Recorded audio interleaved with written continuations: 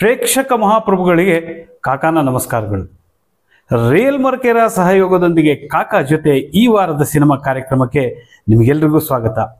FMC presents movie preview with ಕಾಕಾ ಇನ್ association with real ಮರ್ಕೆರ ಕಾರ್ಯಕ್ರಮಕ್ಕೆ ನಿಮಗೆಲ್ಲರಿಗೂ ಮತ್ತೊಮ್ಮೆ ಸ್ವಾಗತವನ್ನ ಮಾಡ್ತಾ ಇದ್ದೀನಿ. ಬನ್ನಿ, ಈ ವಾರ ಅಂದ್ರೆ ಏಪ್ರಿಲ್ 4ಕ್ಕೆ ಯಾವ ಸಿನಿಮಾಗಳು ತೆರೆ ಕಾಣ್ತಾ ಇದ್ದೇವೆ ಅನ್ನೋದರ ಒಂದು ಮಾಹಿತಿಯನ್ನು ಕೂಡ ನೋಡ್ತೀನಿ. ಅದರ ಜೊತೆಗೆ ನಿಮಗೆ ಕಳೆದ ವಾರ ನಾನೊಂದು ಪ್ರಶ್ನೆಯನ್ನು ಕೇಳಿದ್ದೆ. ಗಿನ್ನಿಸ್ ಬುಕ್ ಆಫ್ ವರ್ಲ್ಡ್ ರೆಕಾರ್ಡ್ನಲ್ಲಿ ರೆಕಾರ್ಡ್ ಆದಂತಹ ಭಾರತದ 2ನೇ ಸಿನಿಮಾ ಯಾವುದು ಅಂತ, ಅದಕ್ಕೆ ಉತ್ತರವನ್ನು ನೋಡೋಣ. ಅದರ ಜೊತೆಗೆ ಒಂದಿಷ್ಟು ಈ ವಾರದ ಪ್ರಶ್ನೆಯನ್ನು ಕೂಡ ಕೇಳೋಣ. ನೀವೆಲ್ಲರೂ ಕೂಡ ಸಿನಿಮಾ ಮಂದಿರಗಳಿಗೆ ಹೋಗಿ ನೋಡಬೇಕು ಅನ್ನೋದೇ FMCಯ ಹಾಗೂ ಕಾಕಾನ ಮಹದಾಸೆ. ಬನ್ನಿ, ಇವಾಗ ಒಂದೊಂದಾಗಿ ಯಾವ ಸಿನಿಮಾ ಈ ವಾರ ತೆರೆ ಕಾಣ್ತಾ ಇದೆ ಅನ್ನೋದ್ರ ಬಗ್ಗೆ ಮಾಹಿತಿಯನ್ನು ಕೊಡ್ತಾ ಇದ್ದೀನಿ. ಕನ್ನಡದಲ್ಲಿ ಈ ವಾರ 3 ಸಿನಿಮಾಗಳು, ಹಿಂದಿಯಲ್ಲಿ 1, ತೆಲುಗುನಲ್ಲಿ 3, ತಮಿಳಲ್ಲಿ 4, ಮಲಯಾಳಂನಲ್ಲಿ 1, ಇಂಗ್ಲಿಷಲ್ಲಿ 2, ಒಟ್ಟು 14 ಸಿನಿಮಾಗಳು ಈ ವಾರ ತೆರೆ ಕಾಣ್ತಾ ಇದ್ದಾವೆ. ಒಂದೊಂದಾಗಿ ಯಾವ ಸಿನಿಮಾ ತೆರೆ ಕಾಣ್ತಾ ಇದ್ದೀವಿ ಅನ್ನೋದನ್ನ ನೋಡೋಣ. ಮೊದಲನೇದಾಗಿ ಈ ಒಂದು ಪೋಸ್ಟರ್ನ ನಾನು ನಿಮಗೆ ತೋರಿಸ್ತಾ ಇದ್ದೀನಿ. ನಿಂಬಿಯ ಬನದ ಮ್ಯಾಗ ಅಂತ ಇದೊಂದು ಹಾಡು ಕೂಡ ಇದೆ. ಇದೊಂದು ಜಾನಪದ ಹಾಡು ಕೂಡ. ಇದನ್ನ ಬಹಳಷ್ಟು ಕನ್ನಡಿಗರು ಈ ಹಾಡನ್ನ ಮೆಚ್ಕೊಂಡಿದ್ರು. ಆ ಹಾಡಿನ ಹೆಸರನ್ನೇ ಇಟ್ಕೊಂಡು ಒಂದು ಸಿನಿಮಾವನ್ನು ಮಾಡಿದ್ದಾರೆ, ನಿಂಬಿಯ ಬನದ ಮ್ಯಾಗ. ಪುಟ 1 ಅಂತ ಕೂಡ ಹೇಳ್ತಾ ಇದ್ದಾರೆ. ಅಂದ್ರೆ ಇದರ 2ನೇ ಭಾಗ ಬರುವ ಸಾಧ್ಯತೆಗಳು ಕೂಡ ಇದೆ. ಇದೇನಪ್ಪಾ ಅಂದ್ರೆ ಇದೊಂದು ಥ್ರಿಲ್ಲರ್ ಸಿನಿಮಾ. ಮಲೆನಾಡ ಭಾಗದ ಬೆಂಗಾಡಿಯಲ್ಲಿ ಮೇಲ್ಬೈಲ್ ಎಂಬ ದೊಡ್ಡ ಮನೆಯ 4 ವರ್ಷದ ಮಗು ಅಚ್ಚಣ್ಣ ಕಾಣೆಯಾಗ್ತಾ ಇದ್ದಾನೆ. ಆ ಮಗುವಿನ ತಾಯಿ ಇಂದಲ್ಲ ನಾಳೆ ಮಗು ಬಂದೇ ಬರುತ್ತೆ ಅನ್ನೋ ನಂಬಿಕೆನಲ್ಲಿ ಕಾಯ್ತಾ ಇದ್ದಾಳೆ.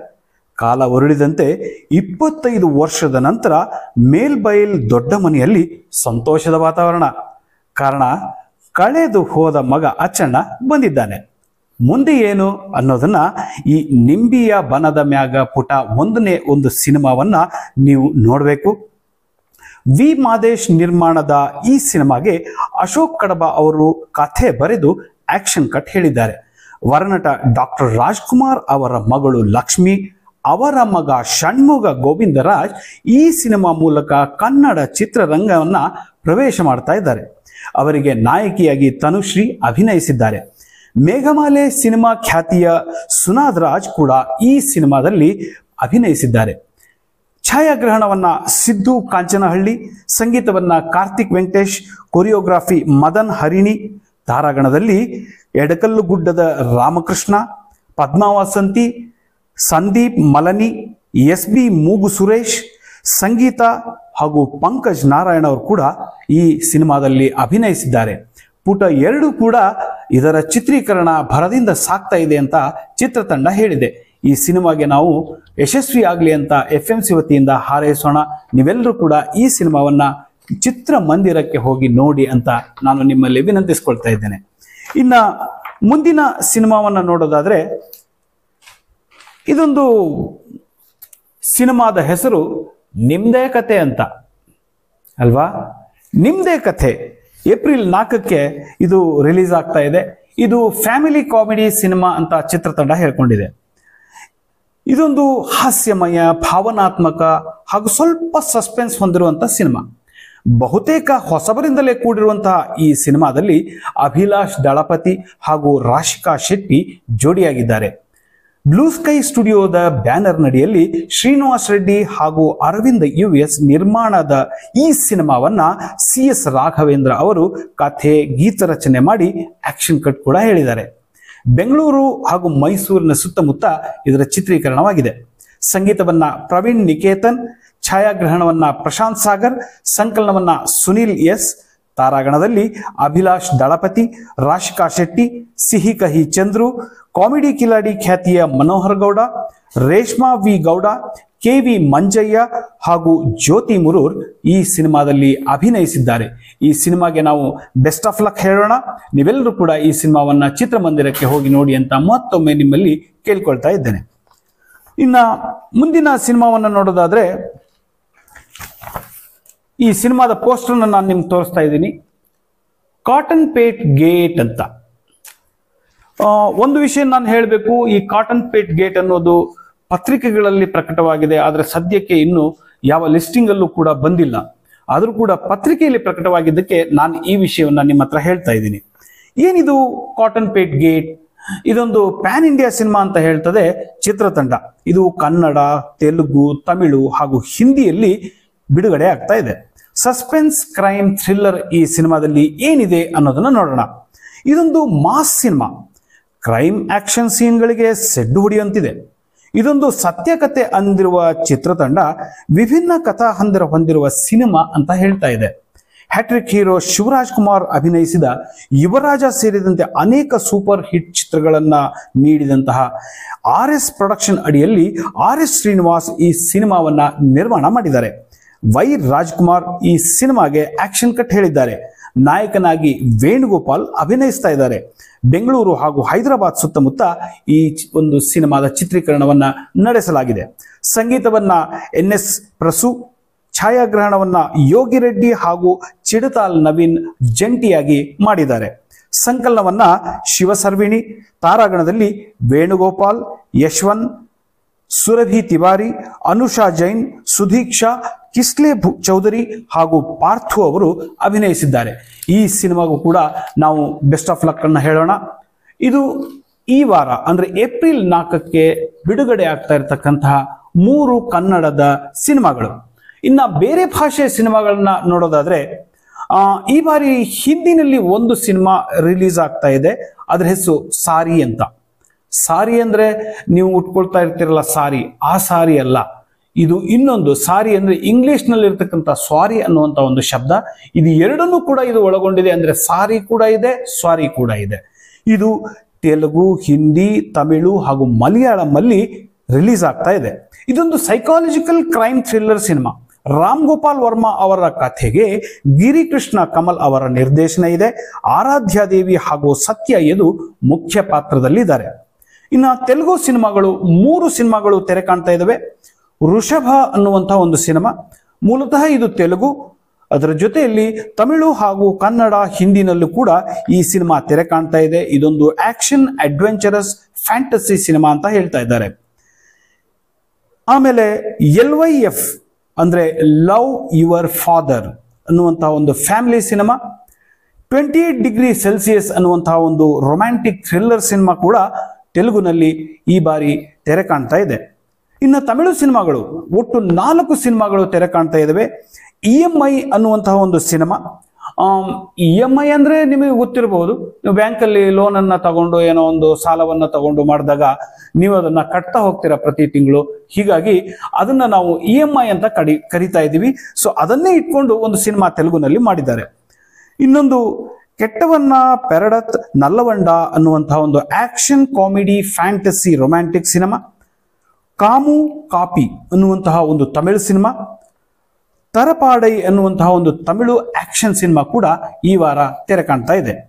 ಇನ್ನು ಮಲಯಾಳಂ ಸಿನಿಮಾಗಳು ಒಂದು ಸಿನಿಮಾ ತೆರೆ ಕಾಣ್ತಾ ಇದೆ.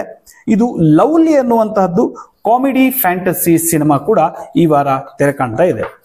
ಇನ್ನು ಇಂಗ್ಲಿಷ್ ಸಿನಿಮಾಗಳಿಗೆ ಬಂದ್ರೆ ಇಲ್ಲಿ 2 ಸಿನಿಮಾಗಳು ಇಂಗ್ಲಿಷ್ ಅಲ್ಲಿ ತೆರೆ ಕಾಣ್ತಾ ಇದೆ. ಎ ಮೈನ್ ಕ್ರಾಫ್ಟ್ ಮೂವಿ ಅನ್ನುವಂಥದ್ದು. ಇದು ಇಂಗ್ಲಿಷ್ ಅಷ್ಟೇ ಅಲ್ಲ, ಹಿಂದಿ, ತೆಲುಗು ಹಾಗೂ ತಮಿಳುನಲ್ಲಿ ಈ ಒಂದು action, animation and comedy cinema ತೆರೆ ಕಾಣ್ತಾ ಇದೆ. ಇನ್ನೊಂದು ಪ್ರೆಸೆನ್ಸ್ ಅನ್ನುವಂತಹ English cinema, horror thriller cinema ಕೂಡ ತೆರೆ ಕಾಣ್ತಾ ಇದೆ. ಇವಿಷ್ಟು ಒಟ್ಟು 14 ಸಿನಿಮಾಗಳು ಈ ವಾರ ಅಂದ್ರೆ ಏಪ್ರಿಲ್ 4ಕ್ಕೆ ತೆರೆ ಕಾಣುವಂತಹ ಚಿತ್ರಗಳು. ನಮ್ಮ ಒಂದು ಕಳಕಳಿಯ ಮನವಿ ನಿಮ್ಮ ಜೊತೆಗೆ ಇಷ್ಟೇ ಇರೋದು, ನೀವು ಈ ಸಿನಿಮಾಗಳು ಅಂದ್ರೆ ಚಿತ್ರೋದ್ಯಮ ಉದ್ಯಮವಾಗಿ ಉಳಿಬೇಕು ಅಂತಾದ್ರೆ ನೀವು ಸಿನಿಮಾಗಳನ್ನ ಚಿತ್ರಮಂದಿರಕ್ಕೆ ಹೋಗಿ ನೋಡಬೇಕು. OTT ಆಯಿತು, TV ಆಯಿತು, ಅದೆಲ್ಲದಕ್ಕಿಂತ ಮೊಟ್ಟ ಮೊದಲ ಬಾರಿ ಎಲ್ಲ ಸಿನಿಮಾಗಳು ತೆರೆ ಕಾಣೋದು ದೊಡ್ಡ ಪರದೆಯ ಮೇಲೆ. ಆ ದೊಡ್ಡ ಪರದೆಯ ಮೇಲೆ ನೋಡುವಂತ ಒಂದು ಮಜಾನೇ ಬೇರೆ ಇರುತ್ತೆ. ಕಿವಿಗೆ ಆ ಒಂದು ಸೌಂಡ್ ಇರಬಹುದು, ಅದೊಂದು ಆಕ್ಷನ್ ಇರಬಹುದು. ಅಷ್ಟು ದೊಡ್ಡ ಪರದೆಯಲ್ಲಿ ಕಾಣುವಂತ ಆಕ್ಷನ್ಗಳು ಹಾಗೂ ಫೋಟೋಗ್ರಫಿ ಇವೆಲ್ಲವನ್ನ ನೋಡೋದು ಒಂದು ದೊಡ್ಡ ಹಬ್ಬ. ಹಾಗಾಗಿ ನೀವು ದಯವಿಟ್ಟು ಸಿನಿಮಾ ಮಂದಿರಕ್ಕೆ ಹೋಗಿ ನೋಡಿ. ಇಷ್ಟ ಆದ್ರೆ ಮತ್ತೊಮ್ಮೆ ಹೋಗಿ ನೋಡಿ. ಇನ್ನೂ ಇಷ್ಟ ಆಯ್ತಾ, ನೀವು ಮತ್ತೆ OTT ಅಲ್ಲಿ ಕೂಡ ನೋಡಬಹುದು. ಆದ್ರೆ ಸಿನಿಮಾ ಮಂದಿರಗಳಲ್ಲಿ ಸಿನಿಮಾ ನೋಡೋದನ್ನ ಮಾತ್ರ ದಯವಿಟ್ಟು ಮರಿಬೇಡಿ. ದಯವಿಟ್ಟು ನೀವೆಲ್ಲರೂ ಕೂಡ ಸಿನಿಮಾ ಮಂದಿರಗಳಿಗೆ ಹೋಗಿ ಸಿನಿಮಾವನ್ನ ನೋಡಿ ಸಿನಿಮಾ ಉದ್ಯಮವನ್ನ ಉದ್ಯಮವಾಗಿ ಉಳಿಸಿ ಅಂತ ನಾನು ನಿಮ್ಮ ಹತ್ರ ಕೇಳ್ಕೊಳ್ತೀನಿ. ಇನ್ನ ಮುಂದಿನ ಒಂದು ಭಾಗ ತೆರೆಮರೆಯ ರೋಚಕ ಕಥೆಗಳು. ಸಾಕಷ್ಟು ನಾವು ಸಿನಿಮಾಗಳಲ್ಲಿ ನೋಡ್ತೀವಿ. ಆ ಸಿನಿಮಾಗಳ ಹಿಂದೆ ಸಾಕಷ್ಟು ಜನ ಕಷ್ಟಪಟ್ಟಿರ್ತಾರೆ. ಸಾಕಷ್ಟು ಸ್ವಾರಸ್ಯಕರವಾದಂತಹ ಒಂದು ಘಟನೆಗಳಿರುತ್ತೆ. ಆ ಘಟನೆಗಳನ್ನ ಪ್ರಶ್ನೆ ರೂಪದಲ್ಲಿ ನಿಮ್ಮ ಮುಂದೆ ಇಟ್ಟು ಪ್ರಶ್ನೆಗೆ ಉತ್ತರ ನೀಡುವ ರೂಪದಲ್ಲಿ ಆ ಸ್ವಾರಸ್ಯಕರ ಘಟನೆಯ ಹಿಂದಿನ ರೋಚಕತೆಯನ್ನ ನಿಮ್ಮ ಮುಂದೆ ನಾವು ಇಡ್ತಾ ಇದ್ವಿ. ನಾವು ಕಳೆದ ವಾರ ಒಂದು ಪ್ರಶ್ನೆಯನ್ನ ಕೇಳಿದ್ದೆ. Guinness book of world record ನಿಮ್ಗೆಲ್ರಿಗೂ ಗೊತ್ತಿದೆ, ತುಂಬಾ ವಿಶೇಷವಾದದ್ದು. ಈ ಒಂದು ಬುಕ್ ಅಲ್ಲಿ ರೆಕಾರ್ಡ್ ಆಗುತ್ತೆ.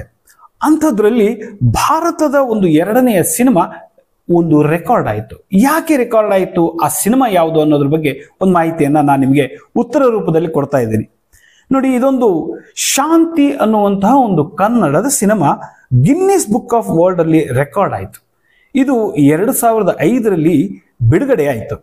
ಇದು ಭಾರತದ 2ನೇ cinema Guinness book of world record ಅಲ್ಲಿ ದಾಖಲೆಯಾಗಿರೋದು ಹಾಗೂ ಕನ್ನಡದ ಮೊಟ್ಟ ಮೊದಲ ಸಿನಿಮಾ.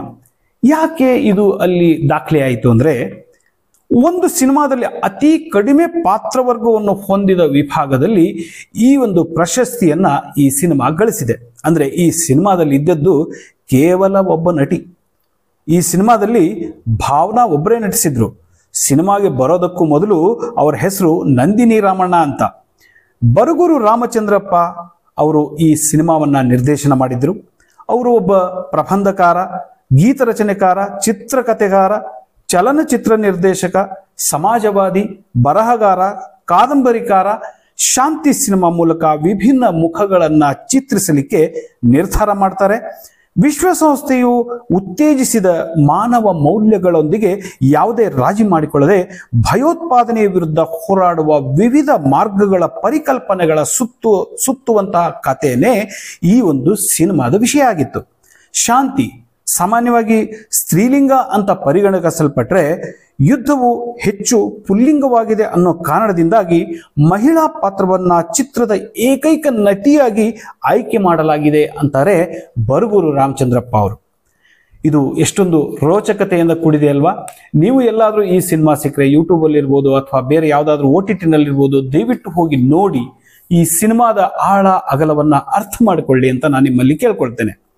ಇನ್ನ ಈ ವಾರದ ಒಂದು ಪ್ರಶ್ನೆ, ರಾಷ್ಟ್ರೀಯ ಮತ್ತು ಅಂತಾರಾಷ್ಟ್ರೀಯ ಮಟ್ಟದಲ್ಲಿ ಹೆಚ್ಚು ಬಾರಿ ಬಿಡುಗಡೆಯಾಗಿ ದಾಖಲೆ ಮಾಡಿದ ಸಿನಿಮಾ ಯಾವುದು ಅಂತ.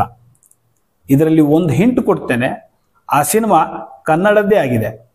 ಹಾಗಾದ್ರೆ ಮುಂದಿನ ಬಾರಿ ನಮ್ಮ ಈ ಒಂದು ಸಂಚಿಕೆಯಲ್ಲಿ ಬರೋದಕ್ಕಿಂತ ಮುಂಚೆ ನೀವು ಈ ಒಂದು ಪ್ರಶ್ನೆಗೆ ಉತ್ತರವನ್ನ ಹೇಳ್ತಿರಲ್ವಾ?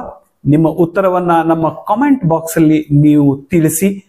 ಕಾಮೆಂಟ್ ಬಾಕ್ಸ್ ಅಲ್ಲಿ ತಿಳಿಸಿದ ಉತ್ತರವನ್ನು ತಿಳಿಸಿದಂಥವರಿಗೆ ರಿಯಲ್ ಮರ್ಕೆರಾ ಕಡೆಯಿಂದ ಗಿಫ್ಟ್ ಹ್ಯಾಂಪರ್ ಕೂಡ ಇದೆ. ದಯವಿಟ್ಟು ನಮ್ಮ ಕಾರ್ಯಕ್ರಮವನ್ನು ನೋಡಿ, ಸಿನಿಮಾವನ್ನ ಹರಿಸಿ, ಸಿನಿಮಾವನ್ನ ಚಿತ್ರಮಂದಿರಗಳಿಗೆ ಹೋಗಿ ನೋಡಿ ಅಂತ ನಾನು ಕಳಕಳಿಯಿಂದ ಮತ್ತೊಮ್ಮೆ ಬೇಡ್ಕೊಳ್ತಾ ನನ್ನ ಕಾರ್ಯಕ್ರಮವನ್ನು ಮುಗಿಸ್ತಾ ಇದ್ದೀನಿ. ರಿಯಲ್ ಮರ್ಕೆರಾ ಸಹಯೋಗದೊಂದಿಗೆ ಮತ್ತೆ ಮುಂದಿನ ವಾರ ಯಾವ ಸಿನಿಮಾಗಳು ತೆರೆ ಕಾಣ್ತಾ ಇದ್ದಾವೆ ಅನ್ನೋದ್ರ ಬಗ್ಗೆ ಮಾಹಿತಿಯನ್ನು ಕೊಡೋದಕ್ಕೆ ನಿಮಗೆ ಬರ್ತೀನಿ. ನಮಸ್ಕಾರ.